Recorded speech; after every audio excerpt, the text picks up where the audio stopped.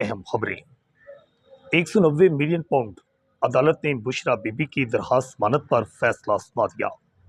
عدالت کی جانب سے بشرا بی بی کی ضمانت منظور کر لی گئی اور یہ ضمانت قبل گرفتاری منظور کی گئی ہے۔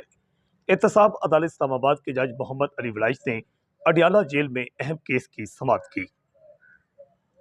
مسلم لیگ نون کے سابق مرکزی رہنما شاہد خاقان عباسی نے عوام پاکستان پارٹی کو 6 جولائی کو لانچ کرنے کا اعلان کر دیا۔